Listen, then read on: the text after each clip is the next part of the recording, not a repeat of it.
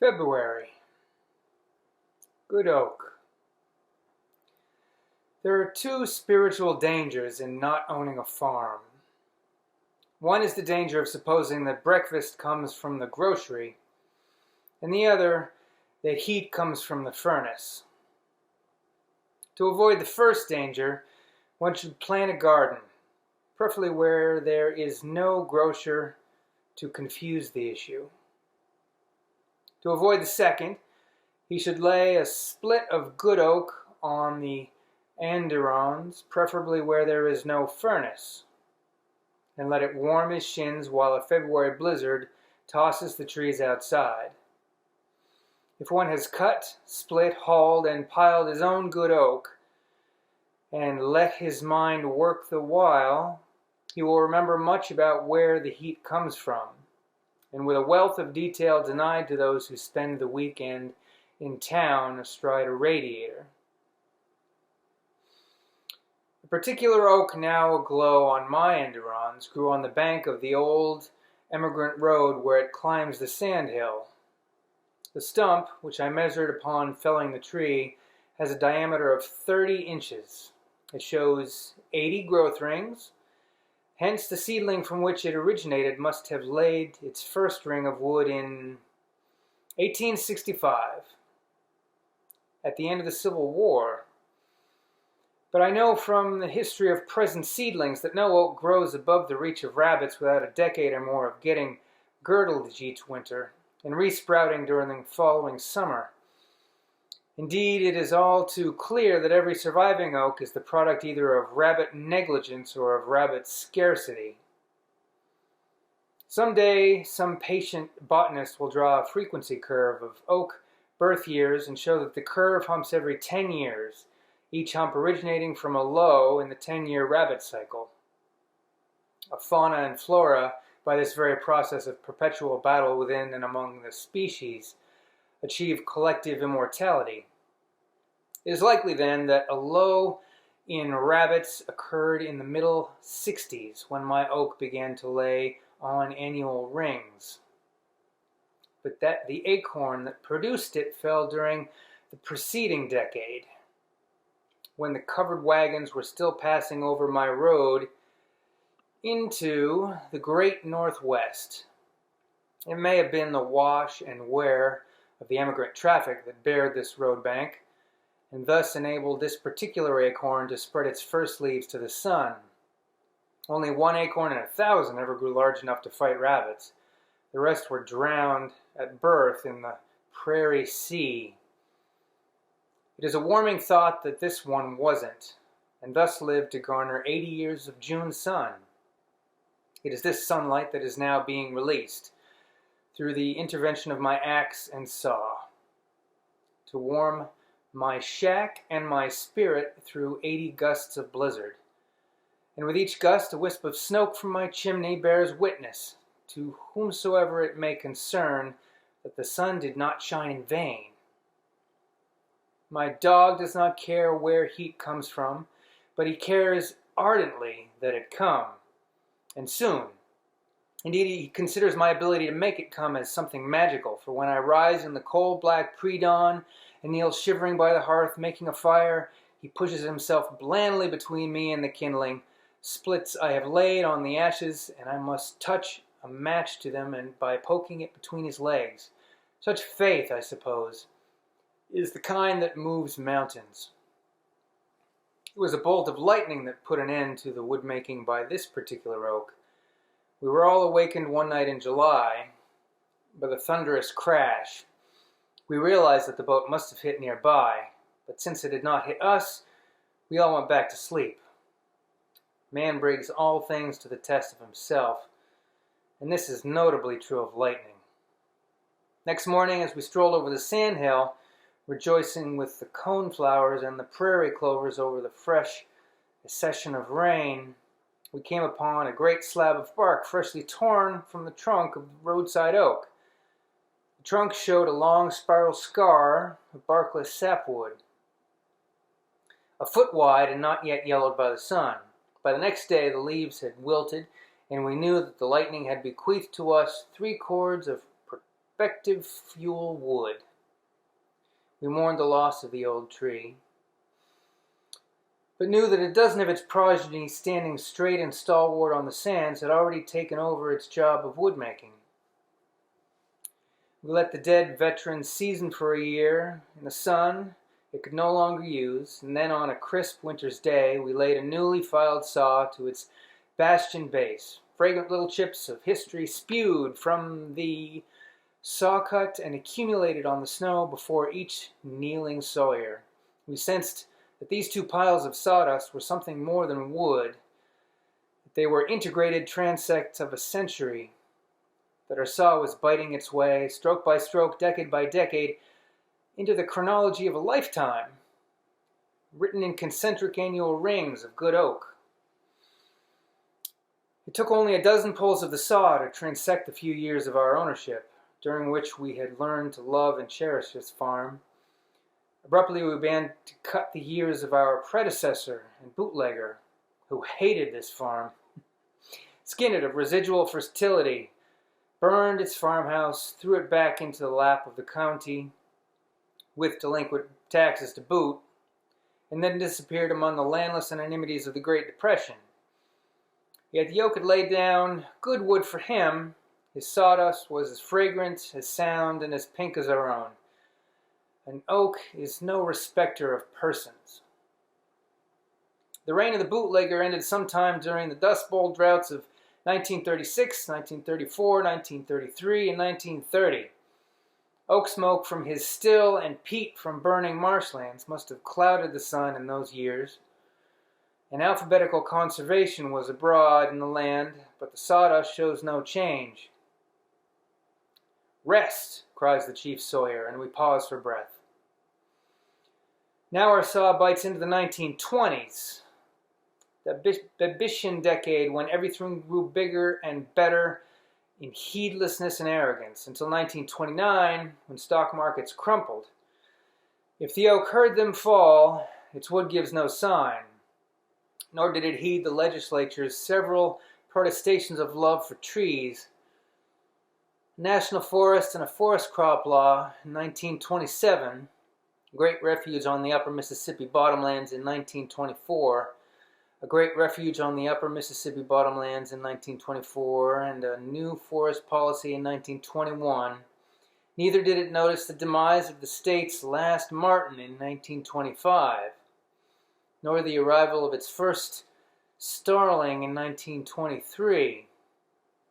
In March 1922, the big sleet tore the neighboring elms limb from limb, but there was no sign of damage on our tree. What is a ton of ice, more or less, to a good oak? "Rest," cries the chief sawyer, and we pause for breath. Now the saw bites into 1910 to 1920, the decade of the drainage dream, when steam shovels sucked dry the marshes of central Wisconsin to make farms, and made ash heaps instead. Our march escaped, not because of any caution or forbearance among engineers, but because the river floods at each April ended so with a vengeance, perhaps a defensive vengeance, in the years 1913 to 1916. The oak laid on wood just the same, even in 1915, when the Supreme Court abolished the state forests and Governor Phillip pontificated that state forestry is not a good business proposition. It did not occur to the governor that these might be more than one definition of what is good, and even of what is business. It did not occur to him that while the courts were writing one definition of goodness in the law books, fires were writing quite another on the face of the land. Perhaps to be a governor one must be free from doubt on such matters. While forestry receded during this decade, game conservation advanced. In 1916, pheasants became successfully established in Waukesha County. In 1915, a federal law prohibited spring shooting. In 1913, a state game farm was started. In 1912, a buck law protected female deer. In 1911, an epidemic of refugees spread over the state. Refugee became a holy word, but the oak took no heed. "Rest," cries the chief sawyer, and we pause for breath. Now we cut 1910, when a great university president published a book on conservation. A great sawfly epidemic killed millions of tamaracks. A great drought burned the pinneries. And a great dredge drained Hurricane Marsh.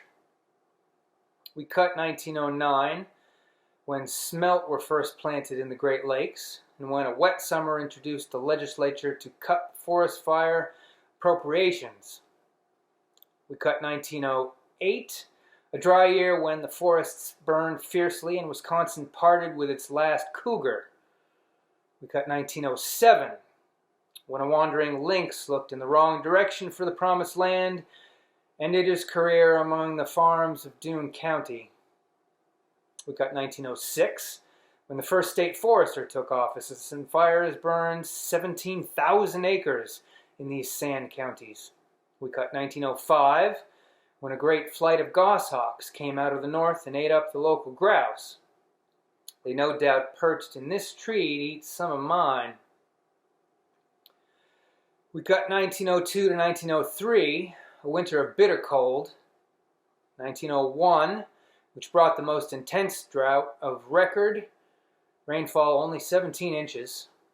1900, a centennial year of hope, of prayer, and of usual annual ring of growth. Rest, cries the sawyer, and we pause for breath. Now our saw bites into the 1890s, called gay by those whose eyes turn cityward rather than landward. We cut 1899, when the last passenger pigeon collided with a charge of shot near Babcock. 2 counties to the north. We cut 1898, when a dry fall followed by a snowless winter froze the soil 7 feet deep and killed the apple trees. 1897, another drought year, when another forestry commission came into being. 1896, when 25,000 prairie chickens were shipped to market from the village of Spooner alone. 1895, when another year of fires. 1894, another drought year. And 1893, the year of the bluebird storm, when a March blizzard reduced the migrating bluebirds to near zero. The first bluebirds always alighted in this oak, but in the middle 90s it must have gone without. We cut 1892, another year of fires. 1891, a low in the grouse cycle. And 1890, the year of Babcock milk tester, which enabled Governor Hale to boast half a century later that Wisconsin was America's dairyland. The motor licenses which now parade that boast were then not foreseen even by Professor Babcock. It was likewise in 1890 that the largest pine rafts in history slipped down the Wisconsin River in full view of my oak to build an empire of red barns for the cows of the prairie states. Thus it is that a good pine now stands between the cow and the blizzard, just as good oak stands between the blizzard and me. Rest, cries the chief sawyer, and we pause for breath. Now our saws bite into the 1880s, into 1889, a drought year in which Arbor Day was first proclaimed, into 1887, when Wisconsin appointed its first game wardens, into 1886, when the College of Agriculture held its first short course for farmers, into 1885, preceded by a winter of unprecedented length and severity, into 1883, when Dean W.H. Henry reported that the spring flowers at Madison bloomed 13 days later than average. And into 1882, the year Lake Mendota opened a month-long following the historic Big Snow and bitter cold of 1881 to 1882. It was likewise in 1881 that the Wisconsin Agricultural Society debated the question, how do you account for the second growth of black oak timber that had sprung up all over the country in the last 30 years? My oak was one of these. One debater claimed spontaneous generation. Another claimed regurgitation of acorns by southbound pigeons. Rest, cries the chief sawyer, and we pause for breath. Now our saw bites the 1870s, the decade of Wisconsin's carousal in wheat. Monday morning came in 1879 when cinch bugs, grubs, rust, and soil exhaustion finally convinced Wisconsin farmers that they could not compete with virgin prairies further west in the game of weeding land to death. I suspect that this farm played its share in the game, and that the sand blow just north of My Oak had its origin in overweeding. This same year of 1879 saw the first planting of carp in Wisconsin, and also the first arrival of quackgrass as a stowaway from Europe. On the 27th of October 1879, 6 migrating prairie chickens perched on the rooftop of the German Methodist Church in Madison and took a look at the growing city. On the 9th of November, the markets of Madison were reported to be glutted with ducks at 10 cents each. In 1878, a deer hunter from Sauk Rapids remarked prophetically, "The hunters promised to outnumber the deer." On the 10th of September 1877, 2 brothers shooting Muskego Lake bagged 210 blue-winged teal in one day. In 1876 came the wettest year of record. The rainfall piled up 50 inches. Prairie chickens declined, perhaps owing to the hard rains. In 1875, 4 hunters killed 153 prairie chickens at York Prairie, 1 county to the eastward. In the same year, the U.S. Fish Commission planted Atlantic salmon in Devil's Lake, 10 miles south of My Oak. In 1874, the first factory made barbed wire was stapled to the oak trees. I hope no such artifacts are buried in the oak now under saw. In 1873, 1 Chicago firm received and marketed 25,000 prairie chickens. The Chicago trade collectively brought 600,000 at $3.25 per dozen. In 1872, the last wild Wisconsin turkey was killed, 2 counties to the southwest. It is appropriate that the decade ending the pioneer carousal in wheat should likewise have ended the pioneer carousal in pigeon blood. In 1871, within a 50-mile triangle spreading northwestward from My Oak, 136 pigeons are estimated to have nested, and some may have nested in it, for it was then a thrifty sapling 20 feet tall. Pigeon hunters by scores plied their trades with net and gun, club and salt lick, and trainloads of prospective pigeon pie moved southward and eastward towards the cities. It was the last big nesting in Wisconsin and nearly the last in any state. The same year, 1871, brought other evidence of the march of empire. The Peshtigo Fire, which cleared a couple of counties of trees and soil, and the Chicago Fire, said to have started from the protesting kick of a cow. In 1870, the meadow mice had already staged their march of empire. They ate up the young orchards of the young state and then died. They did not eat My Oak, though bark was already too tough and thick for mice. It was likewise in 1870 that a market gunner boasted in the American Sportsman of killing 6,000 ducks in one season near Chicago. Rest, cries the chief sawyer. And we pause for breath. Our saw now cuts the 1860s when thousands died to settle the question. Is the man-man community likely to be dismembered? They settled it, but they did not see, nor do we yet see, that the same question applies to the man-land community. This decade was not without its gropings toward the larger issue. In 1867, Increase A. Lapham induced the State Horticultural Society to offer prizes for forest plantations. In 1866, the last native Wisconsin elk was killed. The saw now severs 1865, the pith year of our oak. In that year, John Muir offered to buy from his brother, who then owned the home farm 30 miles east of my oak, a sanctuary for the wild flowers that had gladdened his youth.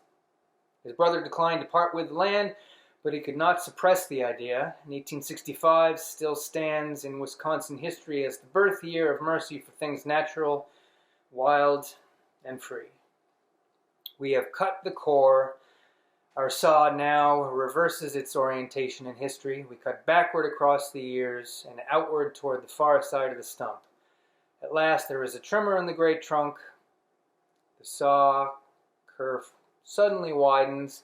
The saw is quickly pulled as the sawyer brings backward to safety.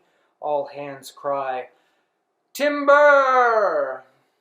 My oak leans, groans, and crashes with earth-shaking thunder, to lie prostrate across the emigrant road that gave it birth. Now comes the job of making wood. The maul rings on steel wedges at the section of trunk we are upended one by one, only to fall apart in fragrant slabs to be corded by the roadside. This is an allegory for historians in the diverse functions of saw, wedge, and axe. The saw works only across the years, which must deal with one by one in sequence. From each year, the raker teeth pull little chips of fact, which accumulate in little piles, called sawdust by woodsmen and archives by historians. Both judges the character of what lies beneath by the character of the samples thus made visible without.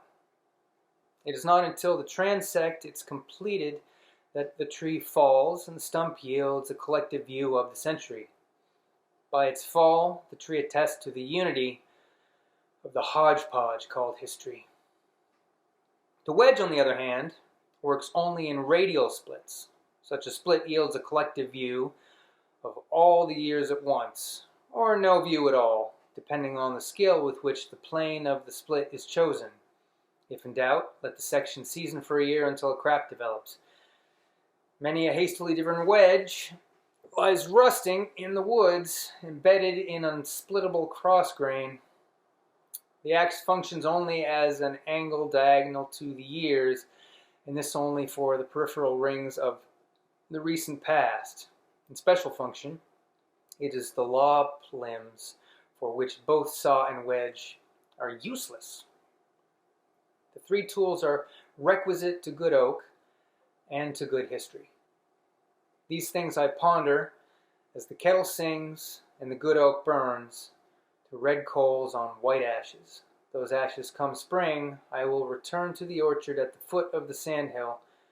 They will come back to me again, perhaps as red apples, or perhaps as a spirit of enterprise in some fat October squirrel, who, for reasons unknown to himself, is bent on planting acorns.